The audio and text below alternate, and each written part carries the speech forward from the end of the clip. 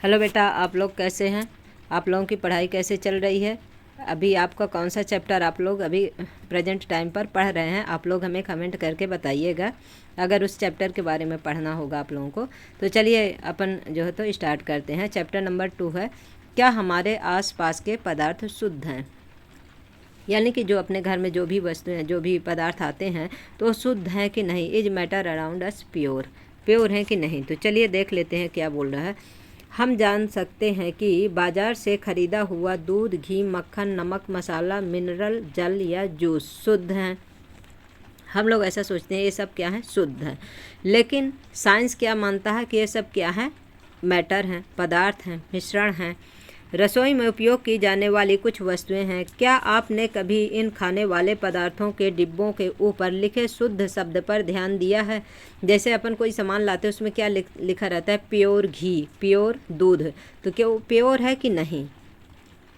कि पदार्थ में कोई मिलावट ना हो, लेकिन वैज्ञानिकों के लिए ये सभी वस्तुएं विभिन्न पदार्थों के मिश्रण हैं।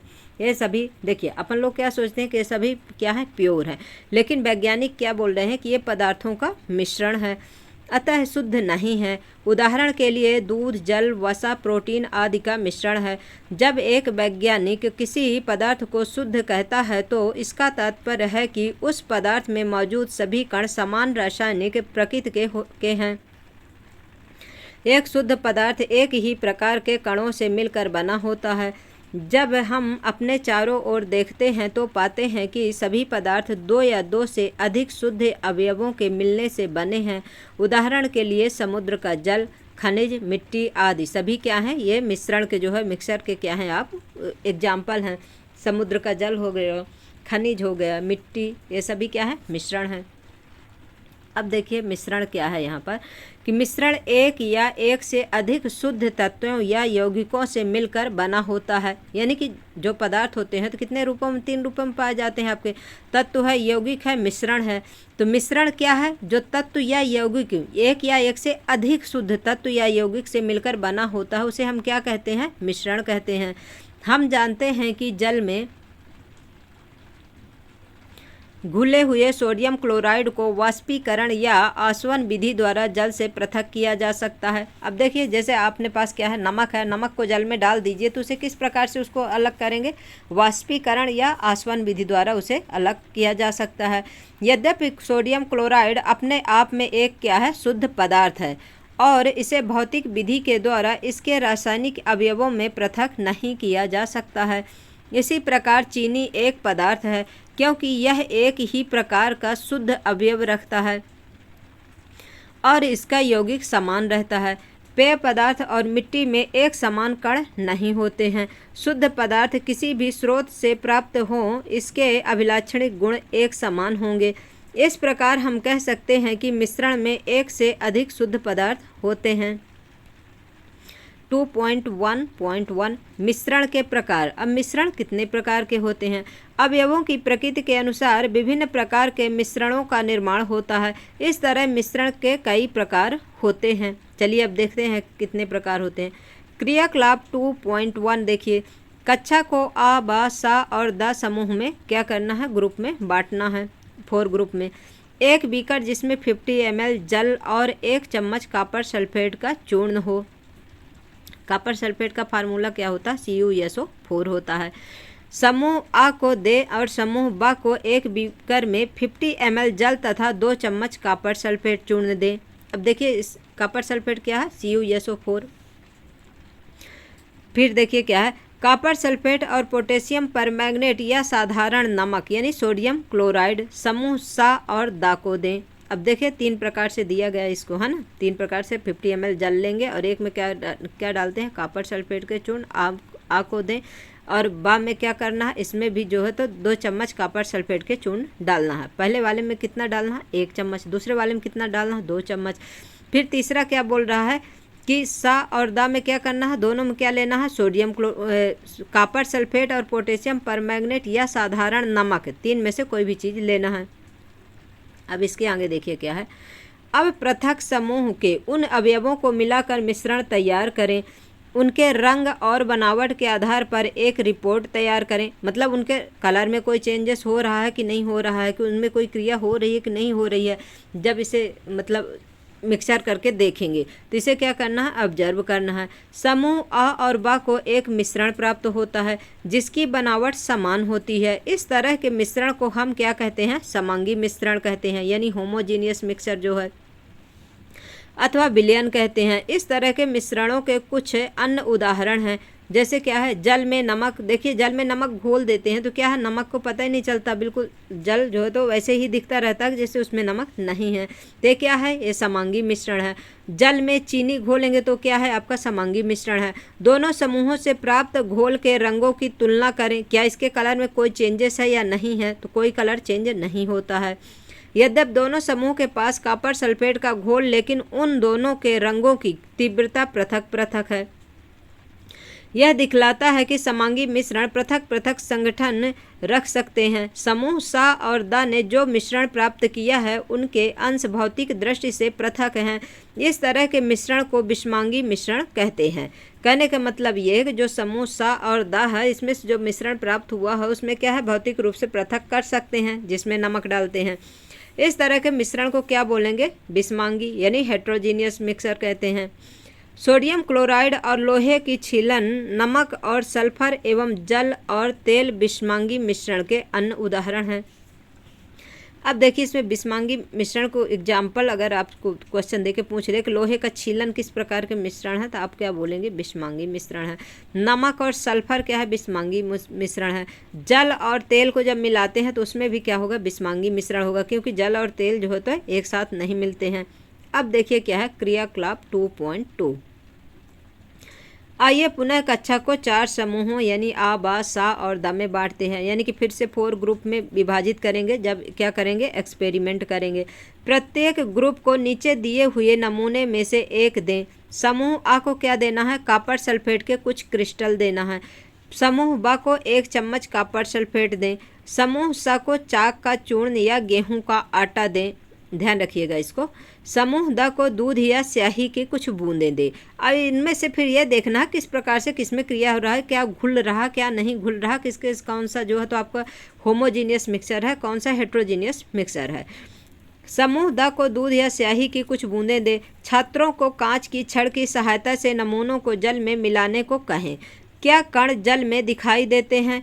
अब टार्च के प्रकाश की किरण को बीकर पर डालें। जब प्रकाश डालेंगे तो अगर उसमें से क्या होगा, प्रकाश पास हो रहा कि नहीं हो रहा, उसमें कण किस प्रकार से दिखाई दे रहे हैं। क्या प्रकाश की किरण का मार्ग दिखाई दे रहा है। जो प्रकाश जब आप जिसमें बीकर में डालेंगे, ये सब प्रैक्टिकल करेंगे, फिर उसमें से प्रकाश डालेंगे टार्च के माध्यम से, तो उसका जो है तो रास्ता दिखाई दे रहा है कि नहीं, मार्ग दिखाई दे रहा है कि नहीं। अब मिश्रण को कुछ समय तक शांत छोड़ दें। इस बीच मिश्रण छानने वाले उपकरण को तैयार कर लें। क्या मिश्रण स्थिर है। जब उसे छानेंगे तो उससे पता चलेगा कि मिश्रण स्थिर है या नहीं।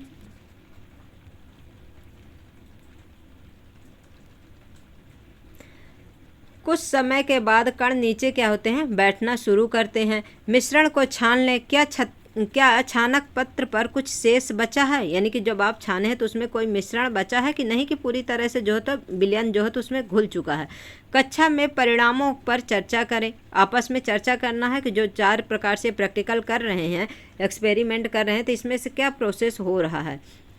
क्रिया पर एक मत बनाने का प्रयत्न करें। समूह आ और बा क्या है, एक विलयन पाते हैं। जो आ और बा है तो उसमें पूरी तरह से जब विलय जो है तो विलायक में घुल जाएगा तो क्या मिलेगा, अपने का विलयन मिलेगा। समूह सह एक क्या है, निलंबन है, क्योंकि उसमें जो है तो क्या लेते हैं, चाक के जो चूर्ण या कि फिर आटा का चूर्ण लेते हैं, तो ये क्या है, एक प्रकार का निलंबन है। समूह द क्या है, एक कोलाइड विलयन पाता है। समूह द जो मिलेगा तो क्या है, एक कोलाइड विलयन मिलेगा। देखिए इस प्रकार से क्या है, एक परख नली है। ये छानने की प्रक्रिया को क्या कहते हैं, निस्यंदन कहते हैं। कांच की छड़ है, छानक पत्र के साथ संलग्न कीप में निथरा हुआ द्रव है। जब इसमें छानते हैं तो द्रव नीचे चला जाता है और जो भी शेष रहेगा तो इसमें रहेगा। फिर इसके बाद क्या है, चलिए नीचे देखते हैं। क्रियाकलाप 2.2 में देखिए,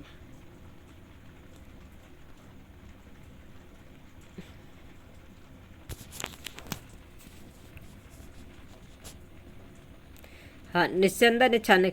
अब हम विलयनों और निलंबनों और कोलॉइड विलयनों के बारे में पढ़ेंगे। अब इसमें अब जब इस प्रकार से आप प्रैक्टिकल कर लिए, उसके बाद एक्सपेरिमेंट के बाद क्या आपने को मिलता है, विलयन मिलता है, निलंबन और कोलॉइड विलयन, यानी 3 प्रकार के आप क्या पढ़ेंगे, आप ये मिश्रण पढ़ेंगे। निलंबन है, कोलॉइड है और विलयन है। विलयन क्या है, अब देखिए विलयन क्या है। 2.2 विलयन क्या है। विलयन 2 या 2 से अधिक पदार्थों का समांगी मिश्रण है। आप प्रतिदिन बहुत प्रकार के विलयनों को देखते होंगे। नींबू जल, सोडा जल आदि विलयन के उदाहरण हैं। प्रायः हम एक विलयन को ऐसे तरल पदार्थ के रूप में विचार करते हैं जिसमें ठोस, द्रव या गैस मिले हों, लेकिन प्रकृति में ठोस विलयन मिश्र धातु और गैसीय विलयन वायु भी होते हैं। देखिए, गैसीय विलयन का अगर उदाहरण पूछेगा तो क्या बताएंगे आप, वायु बताएंगे। ठोस, द्रव या गैस मिले तो, लेकिन प्रकृति में ठोस विलयन में क्या है, मिश्र धातु हैं, और गैस में क्या है, वायु होती हैं। एक विलयन के कणों में समांगिकता होती है। उदाहरण के लिए नींबू जल का स्वाद सदैव समान रहता है। यह दर्शाता है कि इस विलयन में चीनी और नमक के कण समान रूप से क्या है, वितरित होते हैं। अब देखिए मिश्र धातुएं क्या होती हैं। ये धातुओं के समांगी मिश्रण होते हैं, मतलब इसमें जो है तो मिश्रण पूरी तरह से मिल जाता है, ये भी समांगी नहीं होता। एक ऐसे मिश्र धातुएं किस प्रकार के मिश्रण है, समांगी मिश्रण का आपका उदाहरण है, जिन्हें भौतिक क्रिया द्वारा अवयवों में पृथक नहीं किया जा सकता है। मतलब इनको जो है तो अलग करना भौतिक प्रक्रिया द्वारा संभव नहीं है, लेकिन फिर भी मिश्र धातुओं को मिश्रण माना जाता है, क्योंकि ये अपने घटकों के गुणों को दर्शाते हैं और पृथक पृथक संगठन रखते हैं। अब एग्जाम्पल के लिए पीतल जो है तो किससे बना होता है, जिंक और कॉपर से बना होता है। जिंक लगभग कितने प्रतिशत है आपका, 30% है, और कॉपर लगभग कितना है, 70% का मिश्रण है। तो पीतल जो है तो किसका मिश्रण है, जिंक और कॉपर का है। किसी विलयन को 2 भागों विलायक और विलेय में बांटा जाता है। विलयन का वह घटक जिनकी मात्रा दूसरे से अधिक होती है, जो दूसरे घटक को विलयन में मिलाता है, उसे क्या कहते हैं, विलायक कहते हैं। विलयन का वह घटक प्रायः कम मात्रा में होता है, जो कि विलायक में घुला होता है, उसे क्या कहते हैं, विलेय कहते हैं। अब देखिए विलेय क्या है, विलायक क्या है। विलायक जो ज़्यादा मात्रा में लेंगे, जैसे आप 1 गिलास वाटर लिए हैं तो 1 गिलास वाटर क्या हो गया आपका, विलायक हो गया, और उसमें जो 1 चम्मच आप नमक डालेंगे वो क्या है आपका, विलेय है। अब देखिए क्या उदाहरण के लिए, चीनी और जल का विलयन एक तरल घोल में ठोस का उदाहरण है। इसमें चीनी विलेय है और जल क्या है, विलायक है। अब सेकंड पॉइंट देखिए क्या है, आयोडीन और एल्कोहल का विलयन, जिसे टिंचर आयोडीन के नाम से जाना जाता है। इसमें आयोडीन क्या है आपका, विलेय है, और एल्कोहल क्या है, विलायक है। फिर तीसरा देखिए क्या है, वात युक्त पेय जैसे सोडा जल, कोक इत्यादि, जो अपन क्या कोल्ड ड्रिंक जो लाते हैं पीते हैं, वो कोल्ड ड्रिंक नुकसान करती है, नहीं पीना चाहिए बेटा, लेकिन पीते हैं। तरल विलयन में गैस के रूप में जो है इनमें कार्बन डाइऑक्साइड तो क्या कहलाएगी, विलेय कहलाएगी, और जो जल है उसमें वो क्या कहलाएगा, विलायक कहलाएगा। फिर देखिए फोर्थ पॉइंट क्या है, वायु गैस में गैस का विलयन है। यह मुख्यतः 2 घटकों ऑक्सीजन और नाइट्रोजन का क्या है, समांगी मिश्रण है। जो वायु है तो किसमें इसमें क्या होते हैं, 2 मेन जो है तो 2 तत्व होते हैं। ऑक्सीजन 21% होती है और नाइट्रोजन कितना, 78% होता है। अब इसमें से जो नाइट्रोजन है आपका क्या हो जाएगा, विलायक हो जाएगा, जो आपका ऑक्सीजन है क्या हो जाएगा, विलेय हो जाएगा। तो देखिए नाइट्रोजन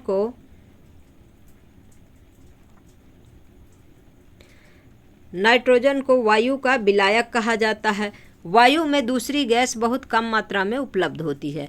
विलयन के गुण, विलयन एक समांगी मिश्रण है। विलयन के कण व्यास में 1 नैनोमीटर यानी 10⁻9 मीटर से भी छोटे होते हैं, इसलिए वे आँख से नहीं देखे जा सकते हैं। जो समांगी मिश्रण होते हैं उनके जो कण होते हैं तो कितने छोटे, 1 नैनोमीटर या 10⁻⁹ मीटर होते हैं, इतने छोटे होते हैं। इसीलिए समांगी मिश्रण के विलयन को जो है तो आँखों से नहीं देखे जा सकते हैं। आशा करती हूँ सब आप लोगों को समझ में आ रहा होगा बेटा। जो कुछ भी समझ में ना आया तो आपको कमेंट बॉक्स में कमेंट करना है। अपने छोटे आकार के कारण विलयन के कण गुजर रही प्रकाश की किरण को फैलाते नहीं हैं, इसलिए विलयन में प्रकाश का मार्ग दिखाई नहीं देता। छानने की विधि द्वारा विलेय के कणों को विलयन में से पृथक नहीं किया जा सकता है। विलयन को शांत छोड़ देने पर भी विलय के कण नीचे नहीं बैठते, अर्थात विलयन स्थायी है। अब देखिए क्या है कि छानने की जो विधि द्वारा विलय के कणों को विलयन में से पृथक नहीं किया जा सकता है, तो विलयन को शांत छोड़ देने पर भी विलय के कण नीचे नहीं बैठते हैं, अर्थात ये क्या है, विलयन है। यानी कि जिस विलायक में विलय पूरी तरह से घुल जाए, उसे छानने पर भी अलग ना हो और रखने पर भी वो नीचे जो है तो सिगमेंट ना हो, बैठे ना, तो उसे क्या बोलेंगे, विलयन। किस प्रकार का विलयन हो, स्थायी विलयन है। अब देखिए 2.2.1 विलयन की सांद्रता देखना है। अब देखिए क्या है, सांद्रता क्या होती है। क्रियाकलाप 2.2 में हमने देखा कि समूह आ और बा के पास एक ही पदार्थ के विभिन्न आभाओं के रंगों के विलयन हैं। हम लोग जानते हैं कि विलयन में पृथक पृथक मात्रा में विलायक और विलेय पदार्थ होते हैं। विलयन में मौजूद विलेय पदार्थ की मात्रा के आधार पर इसे तनु, सांद्र या संतृप्त घोल कहा जा सकता है। तनु और सांद्र तुलनात्मक शब्द है। क्रियाकलाप 2.2 में समूह आ द्वारा प्राप्त विलयन समूह ब की तुलना में क्या है, तनु है। तनु यानी पतला होता है, कंसंट्रेशन यानी कि गाढ़ा। क्रियाकलाप 2.3 क्या है, दो पृथक पृथक बीकरों में 50 ml जल लें। एक बीकर में नमक और दूसरे में चीनी अथवा बेरियम क्लोराइड मिलाकर अच्छी तरह मिला लें। जब विलेय पदार्थ और अधिक ना घुलें तब 5 डिग्री सेल्सियस ताप बढ़ाने के लिए बीकर को गर्म करें। विलेय पदार्थ को पुनः मिलाना शुरू करें। यानी कि जब आप दो पृथक पृथक क्या लिए, बीकर लिए, एक 50 ml क्या लिए, जल लिए, एक बीकर में क्या डालें, नमक, और दूसरे में क्या डालते हैं, चीनी डालते हैं। फिर उसमें लिक्विड में क्या डालेंगे, बेरियम क्लोराइड मिलाएंगे। अगर उसमें घुल नहीं रहा तो क्या करेंगे, उसे थोड़ा क्या टेम्परेचर देंगे। टेम्परेचर देने से क्या होता है, विलेय जो पदार्थ है तो विलयन में घुलने लगता है। जिस प्रकार एग्जाम्पल के लिए चाशनी होती है।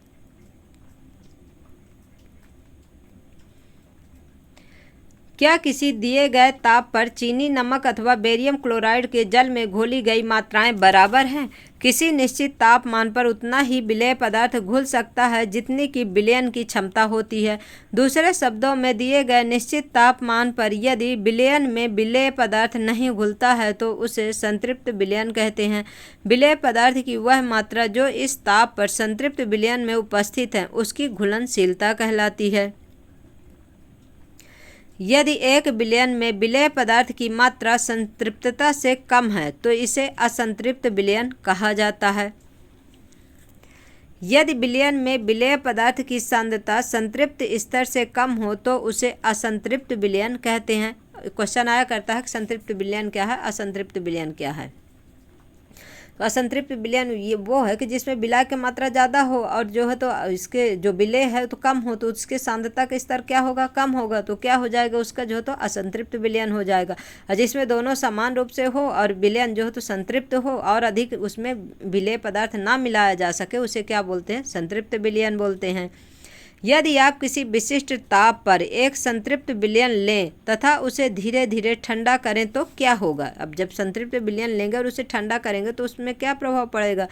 उपरोक्त किए गए क्रियाकलाप से हम कह सकते हैं कि दिए हुए एक निश्चित तापमान पर पृथक पृथक पदार्थों की विलयन क्षमता भिन्न होती है। विलायक की मात्रा द्रव्यमान अथवा आयतन में घुले हुए विलेय पदार्थ की मात्रा को विलयन की सांद्रता कहते हैं। देखिए सांद्रता किसे कहते हैं, विलायक की मात्रा द्रव्यमान अथवा आयतन में, जब उसे द्रव्यमान अथवा आयतन में मापेंगे, में घुले हुए विलेय पदार्थ की मात्रा को क्या कहते हैं, जो विलायक लेंगे और उसमें जो पदार्थ घुला होगा उस पदार्थ के विलयन को क्या कहते हैं, सांद्रता कहते हैं, विलयन की सांद्रता कहते हैं। अब देखिए क्या है, विलयन की सांद्रता को दर्शाने की बहुत सी विधियां हैं, लेकिन हम यहाँ सिर्फ 3 विधियों के बारे में चर्चा करेंगे। क्लास 9 में आपको कितनी विधियां दी हुई हैं, 3 विधियां दी हुई हैं। कौन कौन सी है, फर्स्ट देखिए द्रव्यमान विलयन के द्रव्यमान प्रतिशत, यानी कि पहले में क्या निकालना है, द्रव्यमान निकालना है।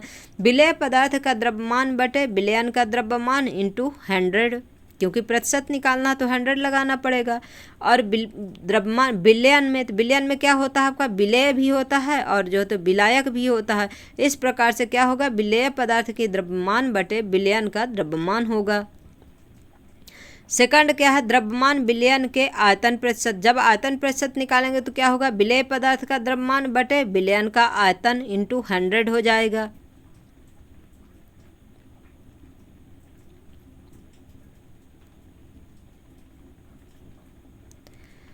अब थर्ड पॉइंट देखिए, विलयन के आयतन आयतन प्रतिशत। अब क्या निकालना है, आयतन निकालना है। पहले में क्या निकाले, द्रव्यमान निकाले, फिर दूसरे में क्या निकाले, पहले में क्या निकालते हैं, द्रव्यमान, दूसरे में क्या, विलयन का आयतन निकालते हैं, आयतन प्रतिशत निकालते हैं, फिर तीसरे में क्या निकालना है अपने को, आयतन, विलय का आयतन निकालना है। आयतन प्रतिशत निकालने के लिए विलय का आयतन बटे विलयन का आयतन, यानी जिसको निकालना होगा उसे विलय का आयतन, विलय का द्रव्यमान बटे विलयन का आयतन हो जाएगा। विलयन का द्रव्यमान होगा इंटू क्या हो जाएगा, 100 हो जाएगा। अब एग्जाम्पल के लिए सवाल देखिए, अगर सवाल नहीं समझ में आएगा तो आपको क्या करना है, कमेंट करना है, लेकिन मैं आपको इसी में बता दे रही हूँ इसको कि 2.11 बिलियन में 320 ग्राम क्या है, आपका विलायक है। जल में 40 ग्राम क्या है, साधारण नमक है, जिसे क्या बोलते हैं, विलेय है। विलयन की सांद्रता का परिकलन कीजिए। अभी क्या निकालना अपने को, सांद्रता, विलयन की सांद्रता ज्ञात करना। अब इसको देखिए, क्या विलायक जो होता है तो क्या होता है, विलेय प्लस विलायक मिला के क्या होता है, विलयन बनता है। तो आपका 320 ग्राम क्या है, विलायक है, 40 ग्राम क्या है, साधारण नमक है।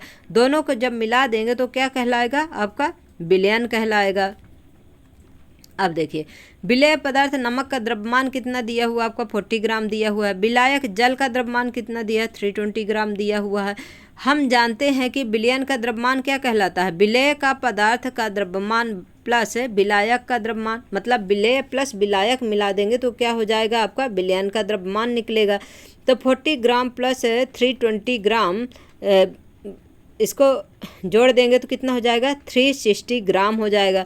तो विलयन का द्रव्यमान प्रतिशत, अब जब 360 जो प्राप्त होता है इसमें क्या करेंगे, देखिए 100 का क्या करेंगे, गुणा कर देंगे तो आपका क्या निकल आता है, 11.1, यानी आप 100 का 40 में मल्टीप्लाई कर दीजिए, 4000 हो जाता है, बटे 360 का भाग दे दीजिए तो कितना आ जाएगा, 11.1% आ जाएगा। इस प्रकार से क्या निकालते हैं, विलयन का द्रव्यमान निकालते हैं। अगर आपके सवाल में इस तरह के क्वेश्चन आ जाए तो आपको क्या करना है, विलेय पदार्थ का द्रव्यमान बटे विलयन का द्रव्यमान। आपको जो कॉपी अपनी बनाए हैं उस कॉपी में फार्मूला की कॉपी एक अलग बना लीजिए। जो फर्स्ट चैप्टर से लेकर लास्ट तक पढ़ते जाएंगे उसे सिर्फ फार्मूला लिखते जाइए यूनिट वाई। ये जितने चैप्टर करते जाएँ सभी का फार्मूला लिखिए और उसे जो है तो दिन में जो है तो सुबह शाम एक बार देखना है, जिससे क्या हो जाए, आपको दिमाग में बैठ जाए। अब देखिए क्या है, 2.2.2 निलंबन क्या है। अब अपने को सस्पेंशन या निलंबन क्या है, देखिए क्रियाकलाप 2.2 में समूह सा के द्वारा पाया गया विषमांगी घोल जो ठोस द्रव में परिक्षेपित हो जाता है, निलंबन कहलाता है। निलंबन एक विषमांगी मिश्रण है जिसमें विलेय पदार्थ कण घुलते नहीं हैं बल्कि माध्यम की समष्टि में क्या होते हैं, निलंबित रहते हैं। ये निलंबित कण आंखों से देखे जा सकते हैं, यानी कि जब आपका कोलाइड आपका जो ये निलंबन का जो विलयन होता है इसमें जो कण रहते हैं तो इसे आंखों से देख सकते हैं, लेकिन जो कोलाइड के विलयन होते हैं उसे आंखों से देखे नहीं जा सकते हैं, लेकिन वो किस प्रकार का मिश्रण होता है, वो भी विषमांगी मिश्रण। मतलब निलंबन और कोलाइड में आपको ये पूछे कि विषमांगी है कि आपका समांगी है तो आप क्या बताएंगे, विषमांगी मिश्रण बताएंगे। लेकिन निलंबन के कण जो है तो आंखों से दिखते हैं आपके, और कोलाइड के जो कण हैं तो आंखों से नहीं दिखते हैं। अब इसके आगे चलिए देखते हैं क्या है, निलंबन के गुणधर्म। यह एक विषमांगी मिश्रण है, ये कण आंखों से देखे जा सकते हैं। देखिए बोला ना कि ये कण क्या है, आंखों से देखे जा सकते हैं, जो क्या है आपका निलंबन है। ये निलंबित कण प्रकाश की किरण को फैला देते हैं जिससे उसका मार्ग दृष्टिगोचर हो जाता है। जब बोलते हैं ना कि आप बीकर में डालकर एक टार्च मारेंगे तो उसमें से क्या है, कण दिखाई देंगे, तो उसमें से क्या है, मार्ग उसके जो है तो रास्ता दिखाई देगा। अब इसे शांत छोड़ देते हैं। अब ये कण नीचे की ओर बैठ जाते हैं, अर्थात निलंबन अस्थायी होता है। मतलब जैसे हिले डुलेगा तो वो जो है तो क्या हो जाएगा, कण जो है तो उनमें गतिविधि होने लगेगी। छानन विधि द्वारा इन कणों को मिश्रण से पृथक किया जा सकता है। जो आपका निलंबन है इसमें क्या है, मिश्रण के द्वारा इसके कण को अलग किया जा सकता है। जब सभी कण नीचे बैठ जाते हैं तो निलंबन क्या होता है, समाप्त हो जाता है तथा विलयन में प्रकाश की किरण का प्रकीर्णन रुक जाता है। यानी कि जब क्या होगा, जब कण जो उसमें गति कर रहे हैं अगर वो शांत होकर नीचे बैठ गए तब क्या हो जाएगा, निलंबन की क्रिया जो है तो नहीं दिखाई देगी, क्योंकि प्रकाश की जो किरण है उसका प्रकीर्णन रुक जाएगा। जो रास्ता दिखता है जब आप टार्च लगाएंगे उसमें तो वो नहीं दिखेगा आपको। अब देखिए कोलाइड विलयन क्या है। कोलाइड पढ़ लेते हैं, इसके बाद जो है तो बाकी का कल करेंगे। 2.2.3 कोलाइड विलयन क्या है। क्रियाकलाप 2.2 में समूह द के द्वारा प्राप्त मिश्रण को कोलाइड या कोलाइडल विलयन कहा जाता है। कोलाइड के कण विलयन के समान रूप से फैले होते हैं। निलंबन की अपेक्षा कणों का आकार छोटा होने के कारण यह मिश्रण समांगी प्रतीत होता है। देखिए क्या होते हैं, निलंबन में जो कण होते हैं तो क्या होते हैं, थोड़े बड़े होते हैं, तो कैसे दिखता है कि जैसे अलग अलग है, विषमांगी है। लेकिन आपका जो ये है कोलाइड है, इसके कण क्या होते हैं, छोटे होने के कारण दिखता तो किस प्रकार है कि समांगी है, बट ये समांगी नहीं होता, क्या होता है, विषमांगी होता है। लेकिन वास्तविकता में विलयन विषमांगी मिश्रण है। जैसे एग्जाम्पल क्या है, दूध है। कोलाइड कणों के छोटे आकार के कारण हम इसे आंख से नहीं देख पाते हैं, लेकिन ये कण प्रकाश की किरण को आसानी से फैला देते हैं। जैसा कि हमने क्रियाकलाप 2.2 में देखा है, प्रकाश की किरण का फैलाना टिंडल प्रभाव या टिंडल इफेक्ट कहा जाता है। टिंडल नामक वैज्ञानिक ने इसकी खोज की थी, किसकी, कोलाइड की। इसीलिए जो इसे क्या कहते हैं, टिंडल इफेक्ट भी कहते हैं कोलाइड को की थी। एक कमरे में छोटे छिद्र के द्वारा जब प्रकाश की किरण आती है तब वहां पर हम टिंडल प्रभाव को देखते हैं। आप देखिए जैसे आपके यहाँ ऐसे कभी खिड़की से ऐसे देखे होंगे, रोशनी जब आती है तो छोटे छोटे छोटे छोटे कण जो है तो चलते घूमते बिल्कुल गति करते हुए दिखाई देंगे। वो आपका क्या है, जो तो टिंडल इफेक्ट कहलाता है। जो छोटे छोटे कण चलते हैं वो उसी कण को चलना ही जो प्रकाश में दिखता है, जब सूर्य का प्रकाश आता है उसी को क्या बोलते हैं, टिंडल इफेक्ट कहते हैं। अब देखिए क्या है कि टिंडल नामक वैज्ञानिक ने इसकी खोज की थी। एक कमरे में छोटे छिद्र के द्वारा जब प्रकाश की किरण आती है तब वहां पर हम टिंडल प्रभाव देख सकते हैं। और इस प्रकार से भी देखिए ए और बी में प्रकाश का मार्ग में दृष्टिगोचर होता है, इस प्रकार से प्रकाश दिखता है। यानी इसमें क्या है, छोटे छोटे कण क्या है, गतिमान है। कॉपर सल्फेट का विलयन टिंडल प्रभाव नहीं दर्शाता। जो कॉपर सल्फेट का विलयन अगर आपसे पूछे कि टिंडल प्रभाव, ये टिंडल इफेक्ट दिखाता है कि नहीं, तो नहीं दिखाता है। लेकिन दूध तथा पानी का मिश्रण क्या है, टिंडल इफेक्ट आपको दिखाता है। यह कमरे में मौजूद धूल और कार्बन के कणों के द्वारा प्रकाश के फैलने के कारण होता है। जब एक घने जंगल में आच्छादन से सूर्य की किरण गुजरती है तो वहां हम टिंडल प्रभाव को देख सकते हैं। जंगल के कोहरे में छोटे छोटे जल के कण होते हैं जो कि कोलाइड कणों के समान व्यवहार करते हैं। अब देखिए ये क्या है, कोलाइड्स के समान उदाहरण है, एग्जाम्पल है।